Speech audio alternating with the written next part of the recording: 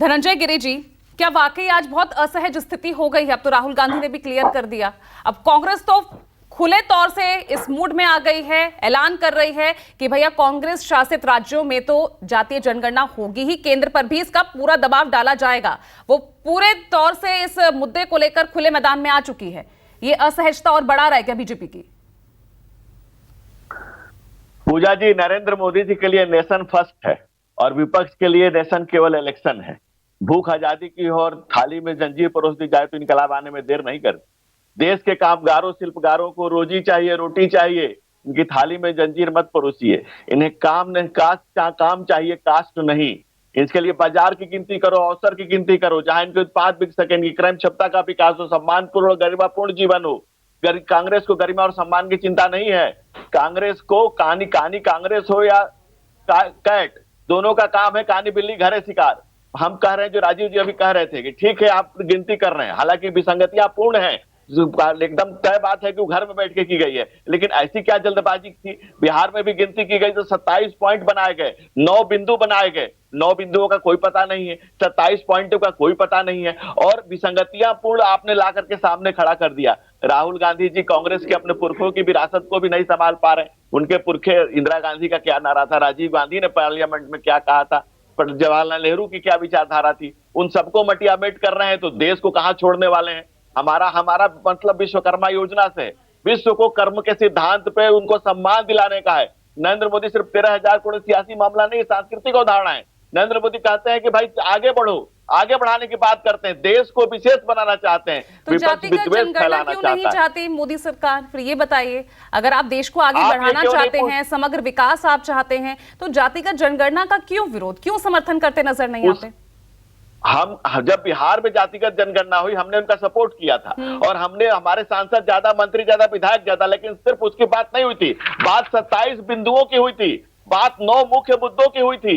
कौटिल्य के समय में भी जनगणना हुई थी। उस समय आधार क्या था? आईने अकबरी में भी मिलता है इसका जिक्र जनगणना का, लेकिन किस लिए मिलता है? मकान कितने हैं, किसके पास कितनी संपत्तियां हैं, किसकी नौकरी कितनी है, पर कैपिटा इनकम कितना है, कौन बाहर पलायन कर रहा है, किसके रोजगार के किसके क्या संसाधन है, किसको सरकारी मदद की कितनी जरूरत है। आप सिर्फ कास्ट कर रहे हैं, ये इतनी फास्ट कर रहे हैं। क्या है सोल्यूशन? क्या 9 मुद्दे क्यों सरकार, बिहार सरकार छुपा कर बैठी हुई है? नीतीश अपनी डूबती हुई नाव से नजरें चुराने के लिए और अपने नकारे निजाम के निठल्लेपन को छुपाने के लिए आपका लाजमी है, विपक्ष में आप बिहार में सवाल आप उठाएंगे, लेकिन ये तो क्लियर कीजिए ना, जातिगत जनगणना को लेकर बीजेपी का फिर स्टैंड क्या है? बिहार में आप समर्थन करते हैं तो क्या माने कि केंद्र में भी आप राजी हैं? नहीं, मैं पूजा जी आपसे पूछता हूं कि आपने निठल्ले निजाम से क्यों नहीं पूछ रही हैं कि आपने 27 बिंदु बताए थे, 26 क्यों छुपा रहे हैं? आप 9 पॉइंट बताए थे कि बताएंगे कोर्ट में, सुप्रीम कोर्ट में एफिडेविट किया था। 8 बिंदु कहां चले गए, क्यों नहीं बता रहे हैं? बिल्कुल पूछूंगी, अनुप्रिया जी है मेरे साथ, उनसे बिल्कुल इस सवाल का जवाब दूंगी, लेकिन मेरे सवाल का भी तो दीजिए जवाब। बिहार में आपका समर्थन, क्या ये माने कि अब, क्या ये माने कि केंद्र में भी जल्द होगी जातीय जनगणना? देखिए, विपक्ष का काम व्यथा को कथा बना देना है। हम कथा को व्यथा नहीं बनने देंगे। हम सबका साथ, सबका विकास, सबका प्रयास और सबके विश्वास की बात करते हैं। अगर हम कामगार की बात करते हैं, मोदी जी की विश्वकर्मा योजना की बात करते हैं, तो हिंदू शिल्पकार मुस्लिम शिल्पकार की बात नहीं करते। मोदी मुल्क को मजबूत करना चाहते हैं। हम क्या चाहते हैं भाई? हम तो ये नहीं कर रहे कि बंटवारा नहीं कर रहे हैं, हम सबका साथ, सबका विकास। शिल्पकारी और दस्तकारी काम में ज्यादातर मुस्लिम भाई हैं, तो हम हिंदू मुस्लिम की बात तो नहीं कर रहे। विपक्ष को बांटने की जरूरत है। हम राष्ट्र को विशेष बनाना चाहते हैं, इस राष्ट्र में द्वेष फैलाना चाहते हैं। हम ये कहते हैं कि हर हाथ को काम दो, हर कामगार को सम्मान दो।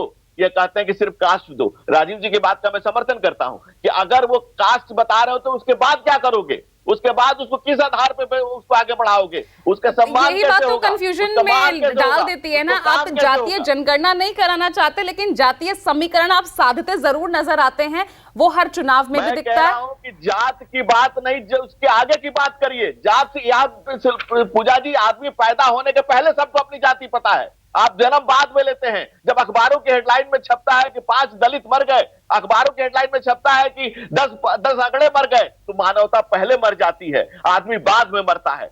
जब हमारे समाज की ऐसी संरचना है, आप जन्म लेने के पहले से अपनी जाति जान रहे होती है। आप धर्म बदल सकती है, जाति नहीं। ये जाति का उन्माद चाहते हैं, आप जाति का उत्थान चाहते हैं, हर हमें व्यक्ति का सम्मान चाहते हैं, हर हमें व्यक्ति को मान देना चाहते हैं, सम्मान देना चाहते हैं। आप बताइए कि हम भी लोहिया के इस बात के पक्षधर हैं कि जिसकी जितनी संख्या भारी उसकी उतनी हिस्सेदारी, लेकिन जिसकी कम संख्या होगी क्या उसकी होगी हकमारी? कि बिहार में 100 से ऊपर जातियां हैं जिनकी 1% भी आबादी नहीं है, 125 से ऊपर जातियां जिनकी 1 लाख भी आबादी नहीं है, उनकी कौन चिंता करेगा? उनके हक हकूक की रक्षा कौन करेगा? उनके नैनों में तो सिर्फ नरेंद्र बसे हैं, क्योंकि 15 साल लाल राज करने वाले राबड़ू राबड़ी अपना इलाज कराने सिंगापुर चले जाएंगे, 18 साल के नीतीश कुमार राज करने वाले अपने आंख का ऑपरेशन कराने दिल्ली चले जाएंगे, लेकिन गरीब कहां जाएगा? गांव गरीब किसान कहां जाएगा? उसके पास तो प्रधानमंत्री नरेंद्र मोदी कहती है वह 5 लाख का इंश्योरेंस ही है, उसके पास तो और कोई उपाय नहीं। और 33 साल बिहार में जो अभी सरकार है 33 ईयर, और कांग्रेस उसके साथ है, तो पिछले 75 सालों से यही लोग राज कर रहे हैं। तो किसको बताना चाहते हैं? ये तो अपनी विफलता आप गिना रहे हैं ना, अपनी विफलता को आप क्यों नहीं बता